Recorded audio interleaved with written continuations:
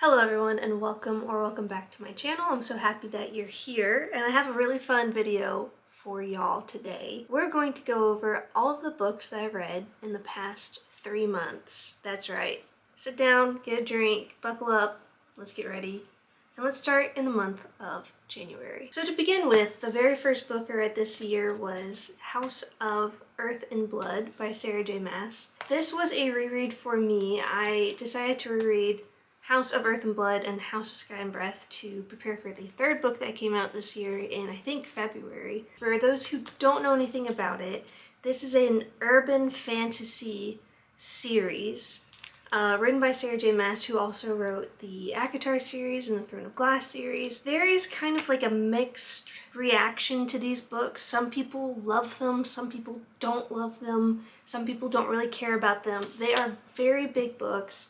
I will say that the first 2 books for me, I really enjoyed. I thought it was such a fun, different take on a fantasy. Because it is an urban fantasy, there's things like cell phones and cars and all that sort of stuff. And I actually really liked this one. I gave it 5 stars the first time. I read it again, still gave it 5 stars. If you are at all daunted by how long it is, this is a kind of a big book. I will say that it goes by pretty fast. There's like a mystery element to it, so you're very invested.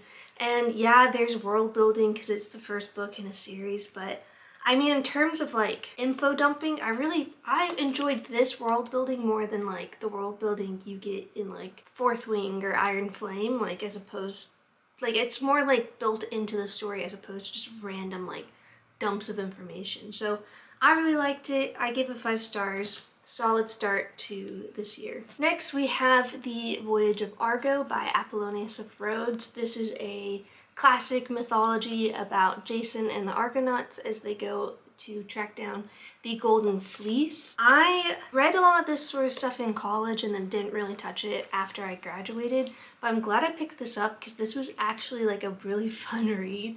And I forget how dramatic the Greeks were.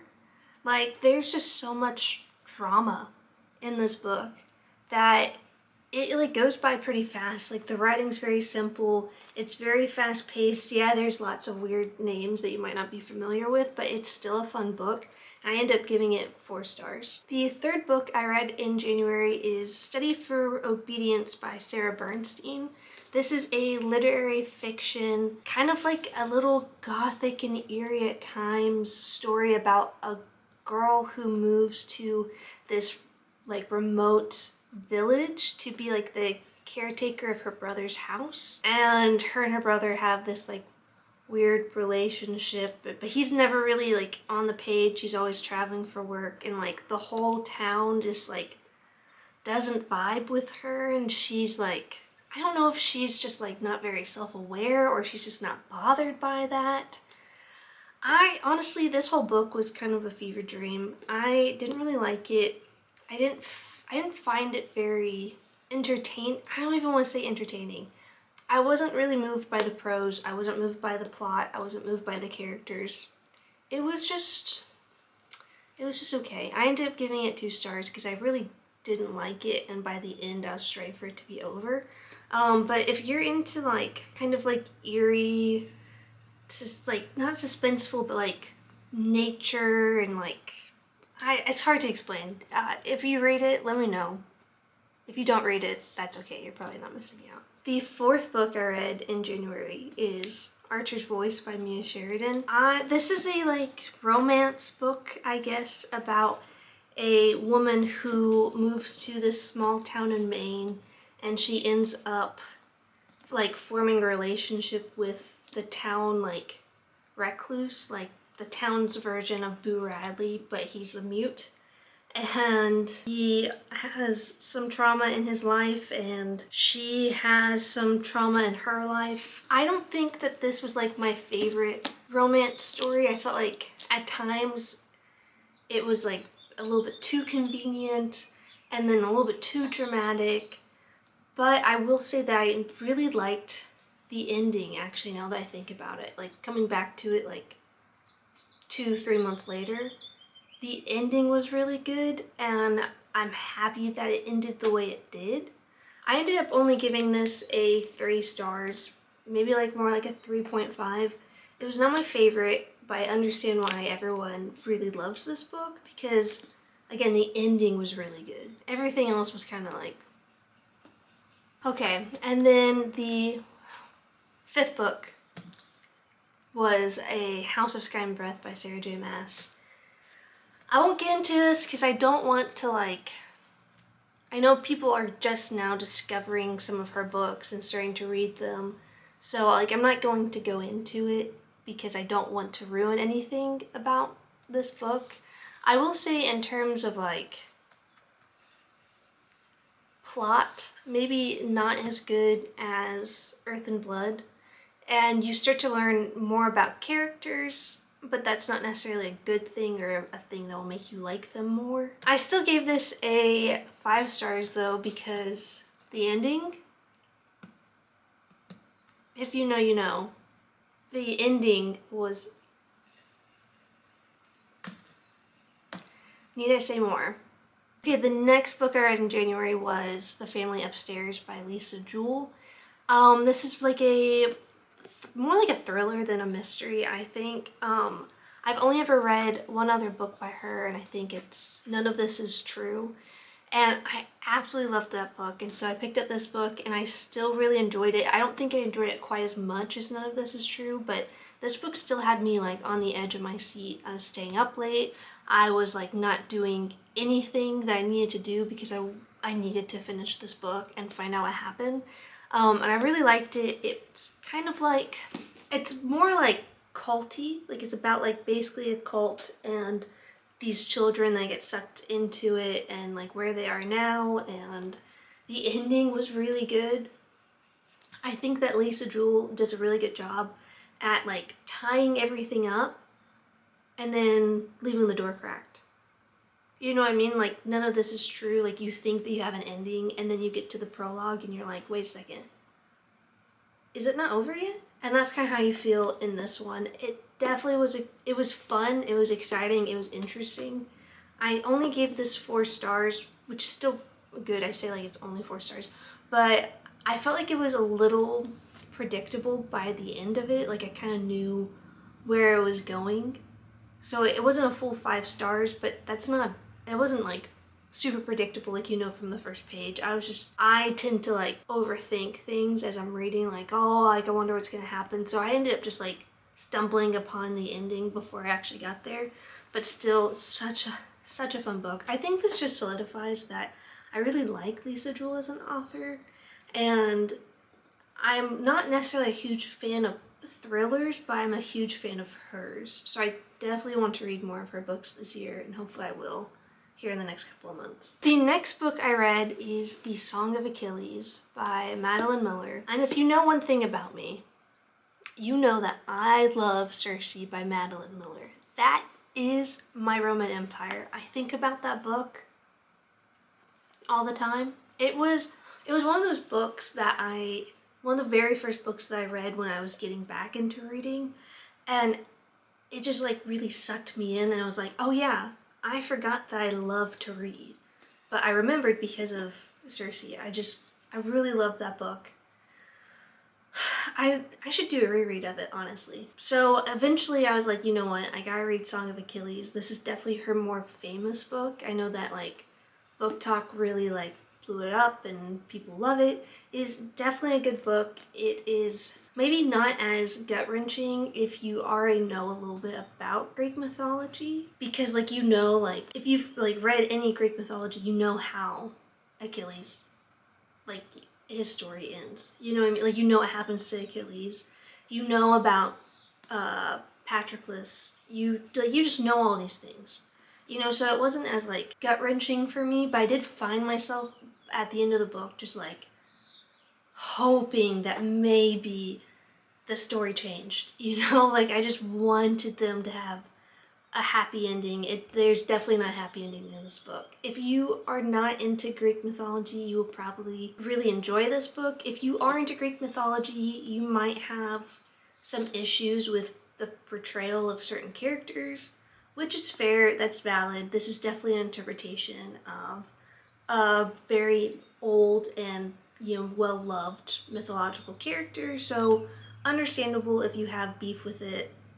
I think, just taking it for what it is, I really liked it. I wouldn't necessarily say it was like one of the best books I've ever read, but it definitely cements Madeline Miller as a solid author in my mind.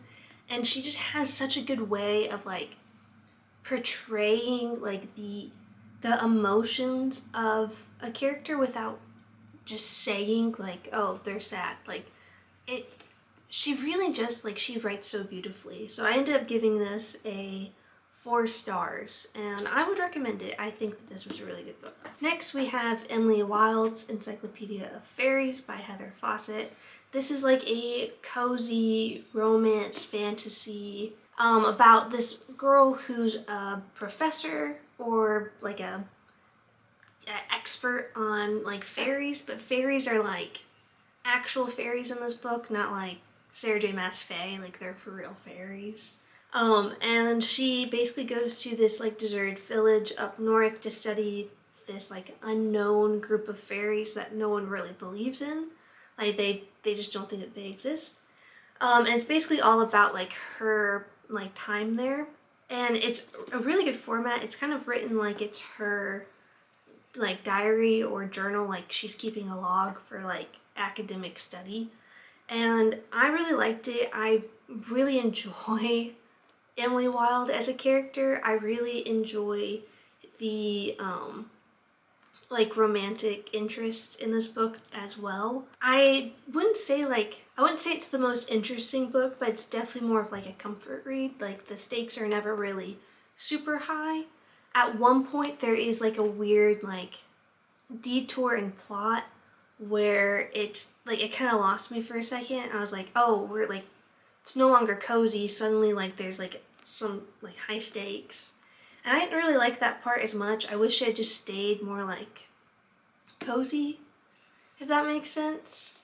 Like that part just kind of like lost my interest a bit, but it got better at the end, and I'm excited to read the second one. I actually just ordered it and it should get here like I think tomorrow. I think this is a really good like fall winter book. It's just like very cozy. You want to like curl up with a blanket and light a candle and drink tea. It's fun. It's cute. For what it is, I really enjoyed it. I ended up giving it a 4 stars. I think maybe in reality it'd be closer to like a 3.5, maybe 3.75. But I still really enjoyed it. If you want like a strong female main character who knows what she's talking about and who's very confident in like who she is and her knowledge and her skill set, I think that this is a good option for you. Next we have another reread, and that is Beach Read by Emily Henry. This is, I think, one of my favorite books of all time. I actually went through and like annotated, which I normally don't like annotating, but like as I was reading it, I was like, there's so many lines in here that like I've forgotten about and I just love so much. When I first read this book, it's like, I think it's been like almost 2 years since I've read it. I was absolutely obsessed with Augustus Everett and this love story and just obsessed with it.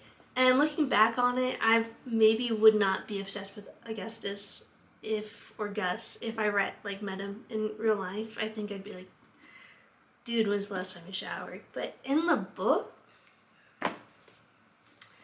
I really liked it. It is a reread. I gave it 5 stars the first time I read it. I give it 5 stars now. But this book just reminded me of when I first read it and like where I was in my life and what I was dealing with. And I still really love this, so I gave it 5 stars. Okay, and the next book we have is Ruthless Vows by Rebecca Ross. This is the final book in the Divine Rivals duology. I actually don't know how I feel about this book. I can't figure out if I liked it more or less than the first book. I think in the first book I liked the relationship more, but then in the second book I liked the storyline more. I feel like there's definitely more action in this than in the first book.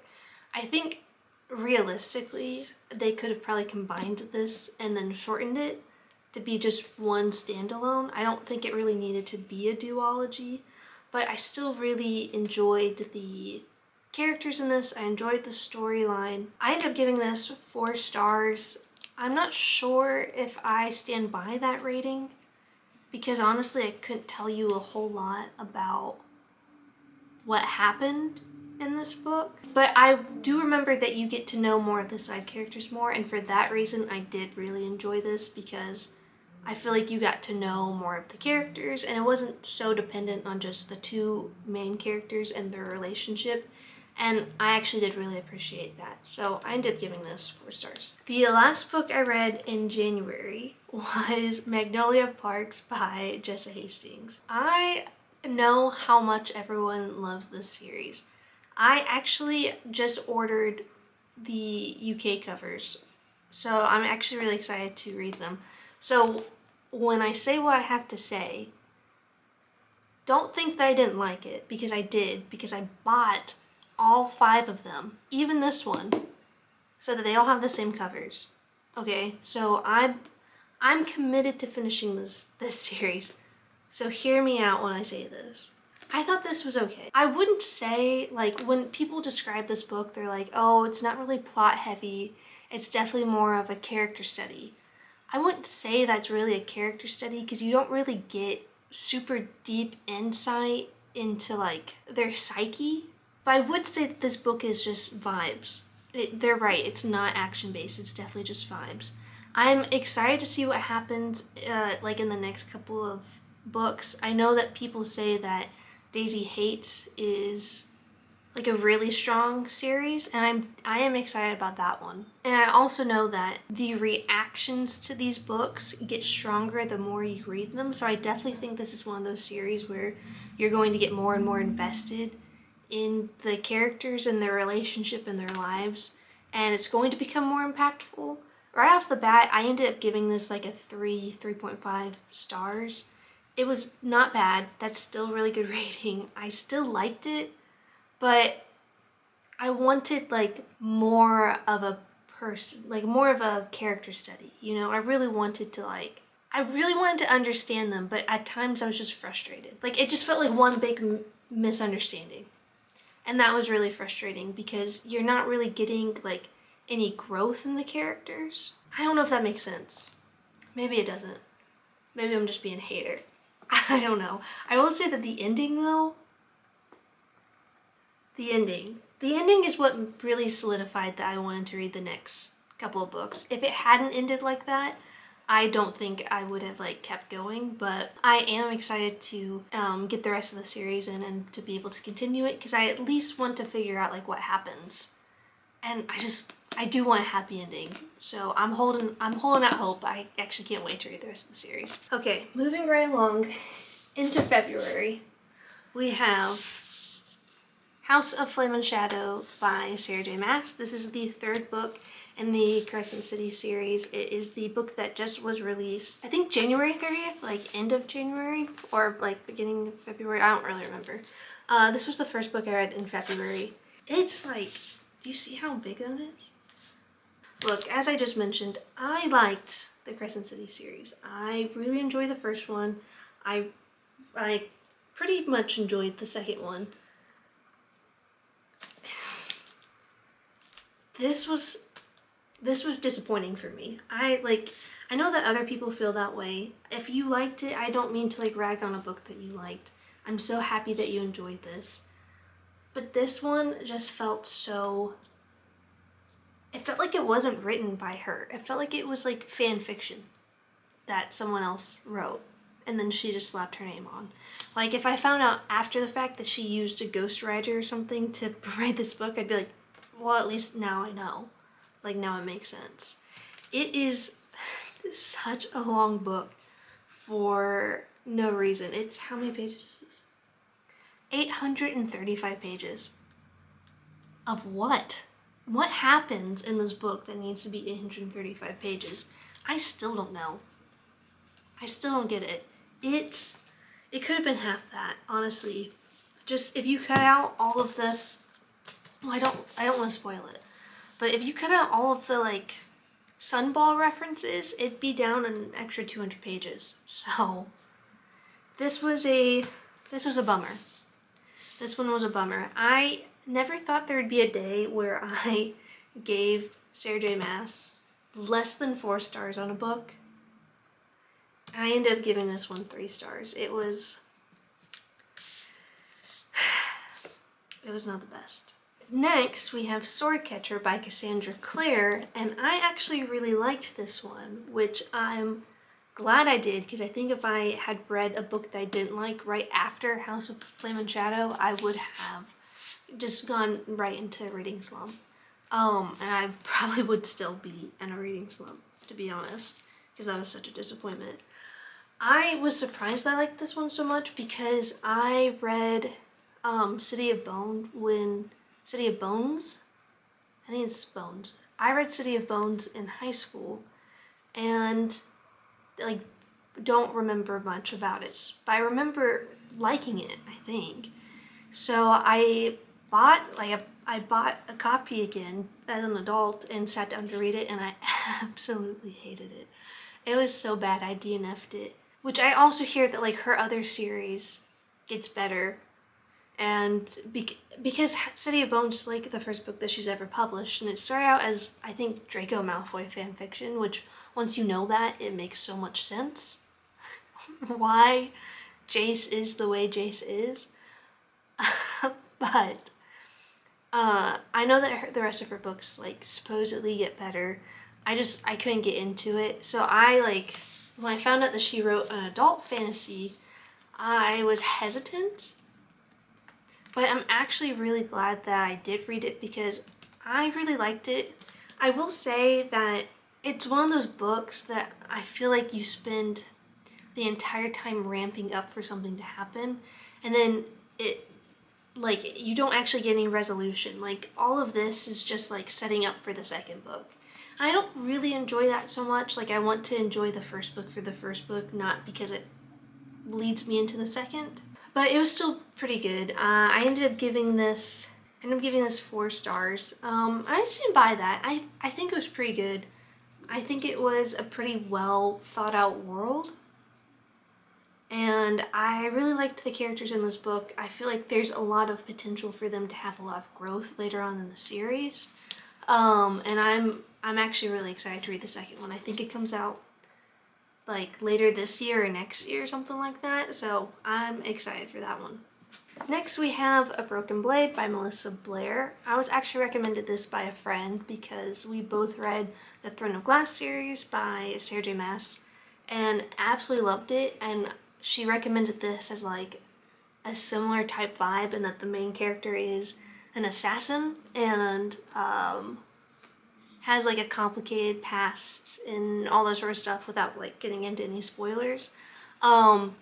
And I will say that it is very similar to Throne of Glass. Like, the main character in this book is very similar to Selena from Throne of Glass. Mainly because they're both assassins and they are pretty similar, I think, in vibes. I don't think that this was like, I felt connected to the main character in this book as I did to Selena, but I think that's because you get to know Selena before she goes through all of her growth, and so you get to like appreciate her pain a little bit more, whereas this just like jumps right into like her being confronted with like the horrors of what she does. And I wish that she had been a little bit less like self-pitying. I don't mean to sound harsh, because like I get that she's like an assassin and she has to kill like her own people. I get that. I'm not trying to sound like harsh. I get that that's probably a very realistic response, but when you're reading a fantasy book, you don't necessarily want it to be realistic. You want them to be tough and to be like one step ahead, and I felt like she was like always one step behind, and that was kind of stressful, because I was like, something's gonna happen and everything's gonna be ruined. And I will say that it felt like there were certain elements of the plot that were dropped and then picked back up at very convenient times, and I didn't love that. I felt like the twist at the end of this book was a little predictable as well, but I still did enjoy it. Like, I know I'm sounding like I didn't like it at all. I gave this a 3 stars, and I actually have the other 2 books in this series on my TBR. Like, I am going to finish this series. I did enjoy it. I liked the world that they're in. I'm still a little confused on like some things, but I'm assuming that that's going to be explained in the second book or maybe in the third.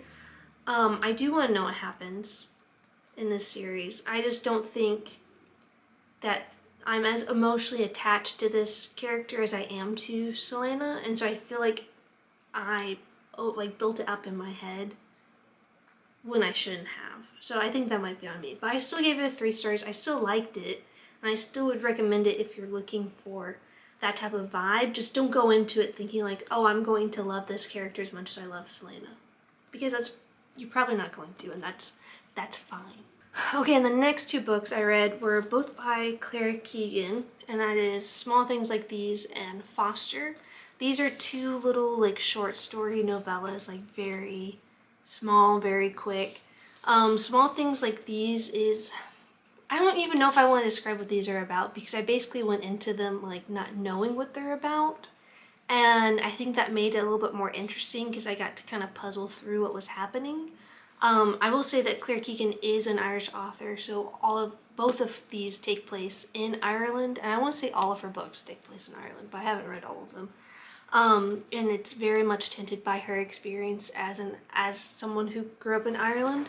I really liked these. I think that she has such a beautiful way of writing. It's very simple, but it gets to the core of like the person, and just the way that she sets up scenes is just so beautiful. You really do feel like you're there.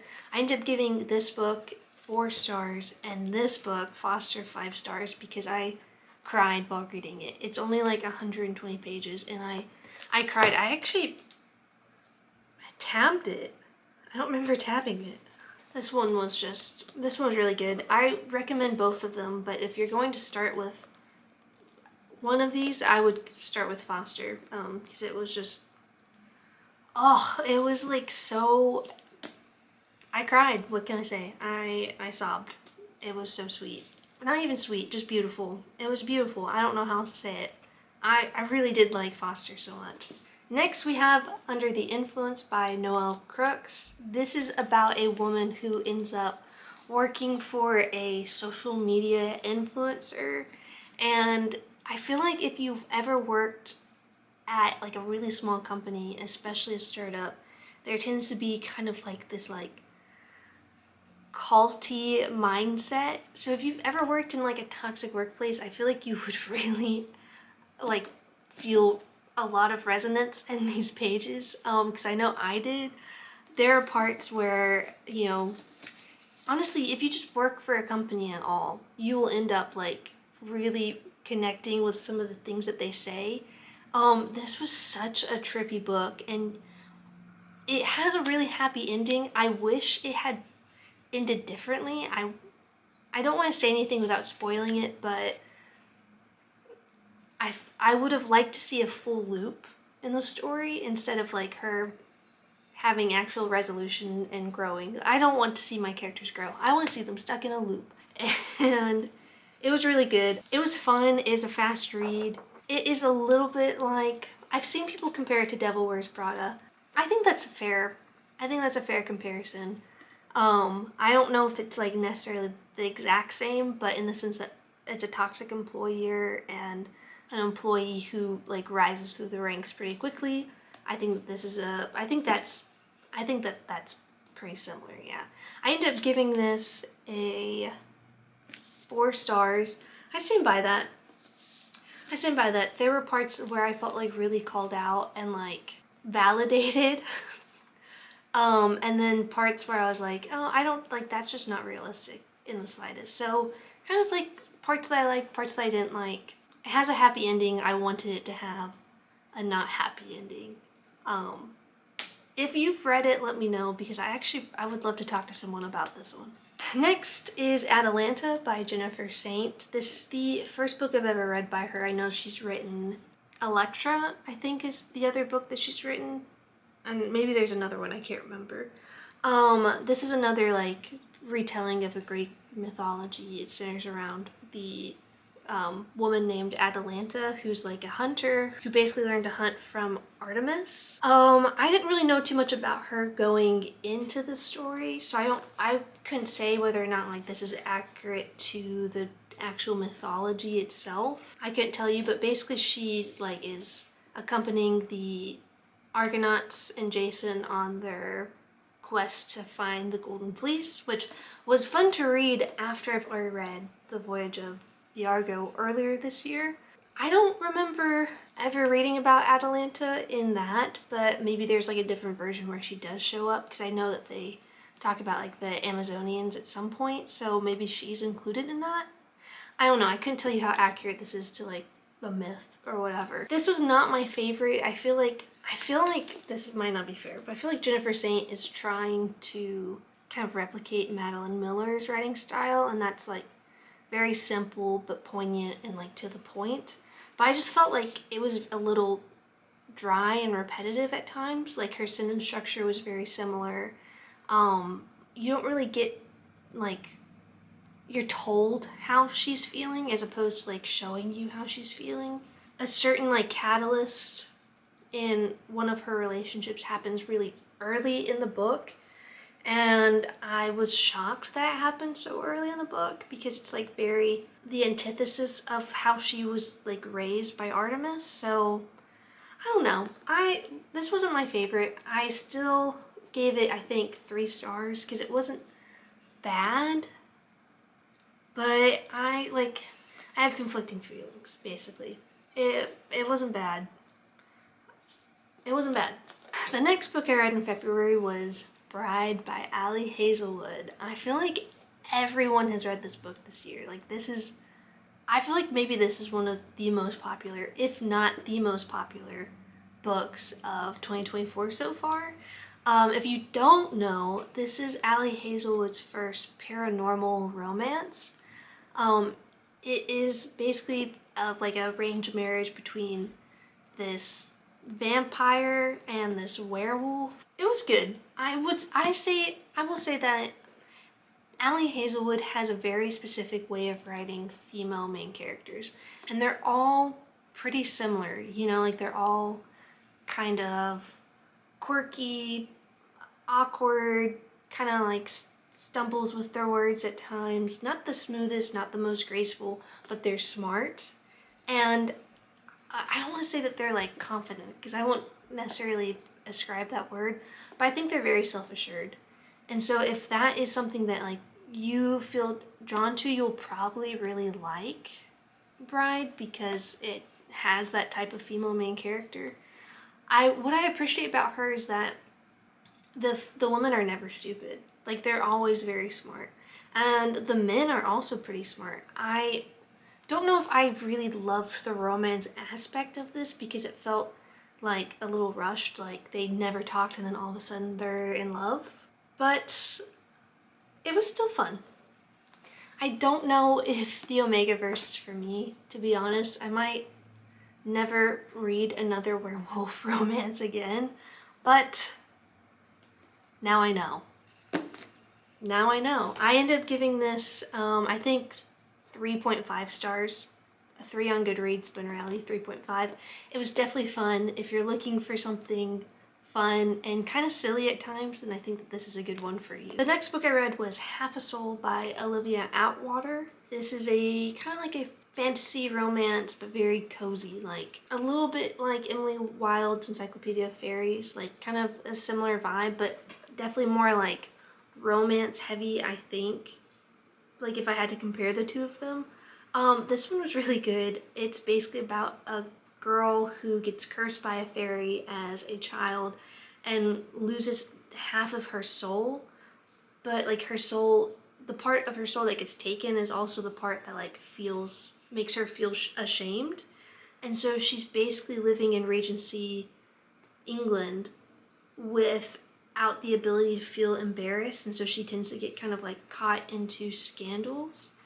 And she ends up going to London to help her cousin find a husband, and she ends up falling in love with like the court magician, sorcerer. I don't really know like what his role is, but basically he's like able to do magic.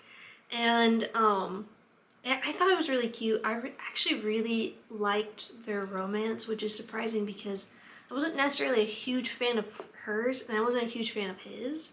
But together, I really loved them, and the ending was so good.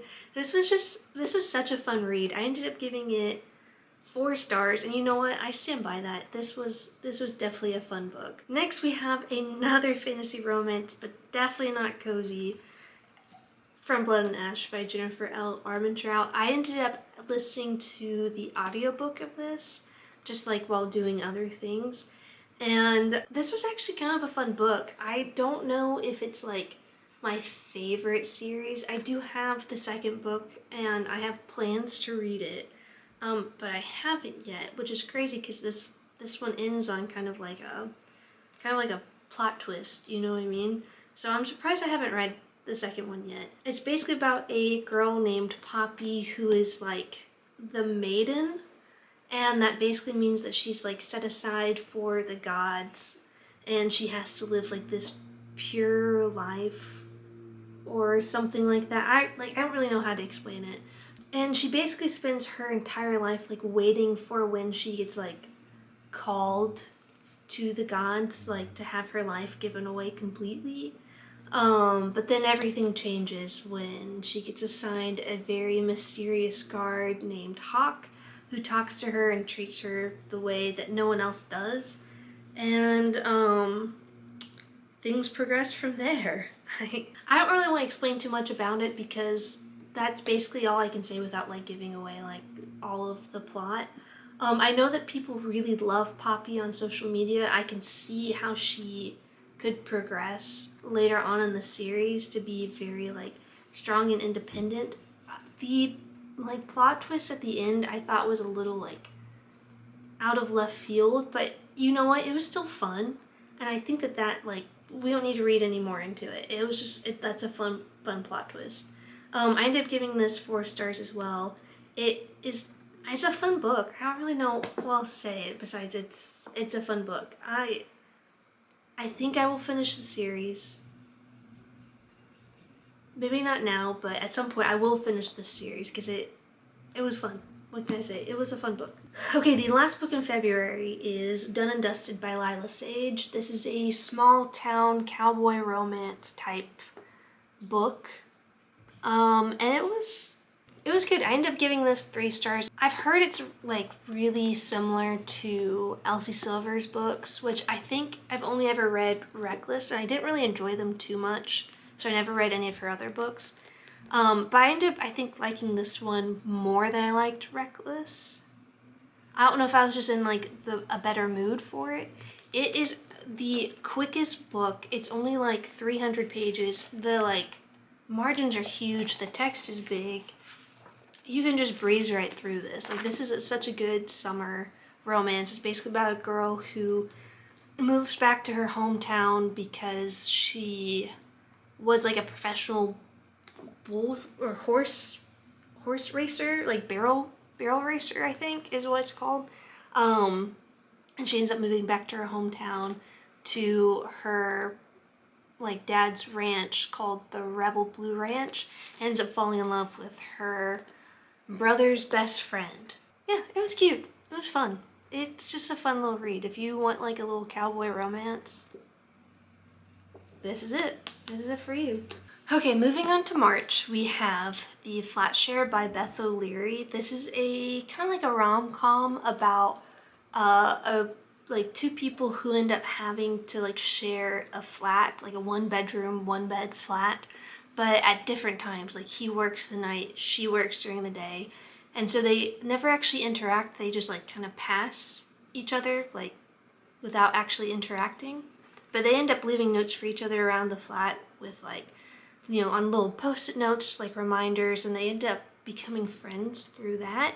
And this was such a fun book. I actually didn't like, I picked it up just to like kind of skim it, like just to look at the back or whatever, and I ended up reading it and I ended up really loving this. I think I gave it a 5 stars. This was such a fun book. I'm surprised that I liked it so much, but if you were just like in the mood for like a really a romantic book, then I think that this is a really good book for you. It's so fun. I've never read anything by Beth O'Leary before, but I definitely want to after reading this book because I liked it so much. Next we have The Wicked King by Holly Black. This is the second book in the Folk of the Air series. It was, so I don't really want to talk too much about it because I don't want to like ruin or like accidentally spoil it for anyone.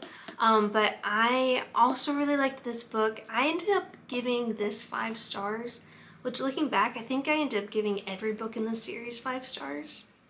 And for good reason, because Jude is just the best. I really liked this world. I don't plan on reading the spin-off series anytime soon, but I might because I just finished like this series in the past month, like within the past week, and I miss it. Like I want to go back to it. It was so much fun. This is such a good series. The third book I read in March is Happy Place by Emily Henry. This is the first time I read this book because I was waiting for the paperback to come out because all of my other books by her are paperback. I didn't want to buy a hardcover and I'd be the only one that would just look so weird on the shelf. So I waited until it came on paperback, and I'm actually really glad I did wait because I was just in the mood for an Emily Henry book, and this one was good. I won't say it was my favorite Emily Henry book because I absolutely detested the ending. Hated the ending. It made me so mad. I ranted to Jackson about it for like 10 minutes straight. But besides that, this is a very cute book. It's about a group of friends who always go to vacation in this little town in Maine, and they all are kind of like coupled up, but then like the female main character ends up breaking up with her boyfriend, who's part of the friend group, or fiance I guess, because they're engaged when they break up, and they end up not telling each other, and they're like, we're just gonna tag team vacations. And so this summer it was her turn to go, and when she shows up he's there, and they have to like pretend to date for like the whole week. It was fun. It's kind of like a forced proximity type second chance romance, but still like a very realistic view on how friendships change as you get older. And I'm impressed that Emily Henry was able to fit that into like a rom-com-y type book. But then the ending ruined it, and so I don't want to get into it, but because I can rant for a really long time about this, but I ended up giving this 4 stars. Next we have the second book in the Thursday Murder Club series, and that is The Man Who Died Twice by Richard Osman. This is such a fun, cozy little murder mystery. It's basically about a group of old folks who live in this retirement community who get together on Thursdays, and they try to solve cold cases, and each of them kind of have their own unique backgrounds, and just they're obviously like, you know, older, so they have a lot of time to reflect on their lives and what they did and didn't do, and the things that they regret and the things that they love. And it's just, the murder part is like second to like the actual characters, you know. It's just, I really love these characters. I really love Richard Osman's writing style. It's very sweet, it's very endearing, it's funny, but also kind of melancholy at times because they're like, kind of like, they've come to grips with like their own mortality and the fact that they probably won't be around for like, you know, another 20 years. And that sounds really depressing, but it's not depressing. It's like very like heartwarming at times, and it's just, it's a really cute book. It's definitely not like suspenseful mystery, so don't go into it expecting that. But if you're wanting a cozy mystery, I would recommend the Thursday Murder Club series because they really are like just really fun and really cute. I ended up giving this 4 stars, and I stand by that. I still think that this is a 4-star book. It was just, I really love all of their friendships. It's just such a cute book. I feel like I could say that so many times, but their relationships make the book so much better. Like, I think if they didn't have like their relationships, it would probably be like a 3 stars because it's still funny, It's still like a good like mystery plot line, but really what like really knocks it out of the park is the fact that there are these like a bunch of old people hanging out like drinking on a Tuesday afternoon talking about murder, and like it's no big deal. It's so funny. I really like this one. Next we have The Queen of Nothing by Holly Black, which I know I did a like reading vlog on this, so I won't go into too much detail about this. This was a 5-star though. Such a good series. The ending was so good. What more can I say? I love this series. Next we have Mother Daughter Murder Night by Nina Simon, which I think was also in a reading vlog. But it's like a Gilmore Girls meets murder mystery. Such a fun book. I think I gave it 3 stars. It wasn't my favorite, but I still really enjoyed the characters in this. If she comes up with a second book with the same characters, I will probably read it, but it's definitely not like a suspenseful mystery. Like, you're not really invested in the actual mystery, you're just invested in the characters. It's very similar to The Man Who Died Twice, like in that sense. But it was fun. I really liked it. Next we have The King of Pride by Anna Huang, which I read on Kindle Unlimited. I know that people really love Anna Huang's writing, her stories. I'm glad I didn't spend money on this though, because I hated it. It was not a good book to me. I ended up giving it a 1 star. I just wasn't invested in the romance. I didn't like the storytelling. I didn't enjoy the writing. I didn't really like the characters. It wasn't for me, you know? It's just one of those books that's not for me. So, you know, it's bound to happen eventually. I got my first 1 star of the year. And then finally, we have How the King of Elfhame Learned to Hate Stories by Holly Black, which is just like a collection of short stories going into the life of Cardan from the Folk of the Air series. This was fun. It's definitely more like a little storybook type thing. You don't necessarily need to read this book, but if you are missing out on, you know, this world and you miss Cardan and Jude's relationship, then I think that you will really like this. I ended up giving it 4 stars. So that is everything I read in the past 3 months. To sum it up, to give you a little bit of stats, I read a total of 30 books. I read 11 in January, 11 in February, and 8 in March. 4 genres. 14 of them were fantasy. That is definitely my biggest genre. The second biggest genre was romance with 7. The third biggest was literary fiction with 5. Then we have thriller / mystery with 3, and then 1 classic. So in total, that is 47% fantasy, 23% romance, 17% literary fiction, and 10% thriller mystery, with 3% being a classic. In terms of ratings, I feel like I've done pretty good this year so far. I have 7 5-stars, but keep in mind that 3 of those were rereads, so they're not like unique 5 stars. I knew that they were going to be 5 stars going into it. I have 13 4-stars, 8 3-stars, 1 2-star, and 1 1-star. So in terms of percentages, that's 23% were 5 stars, 43% were 4 stars, 27% were 3 stars, and then the 3% were 2 stars and 3% were 1 stars. If I had to pick top 3 books and they couldn't be rereads, I think I would do Foster by Claire Keegan, because again, that was just such a beautiful, short little story. So good. Then probably The Flatshare by Beth O'Leary, because that book was just so cute and such a sweet romance. I really loved that. And then either The Wicked King or The Queen of Nothing. Let's just lump them together and say the Folk of the Air series, because those books kept me on the edge of my seat the entire time. I was so invested. I really cannot emphasize enough how much I like Jude just like as a character. I think that she is so just tough, you know? Like, I just want her to like tell me how to live my life, because I feel like she would absolutely be crushing it. So that is everything I've read in the past 3 months. Some really good books, some books that I did not love quite as much, but I'm actually really excited to see what I read in the next 3 months. So that's everything. I hope that you enjoyed this video. If you did, make sure you like and subscribe, and let me know what your top 3 books of the year so far are in the comments down below. And I will see you next time. Bye!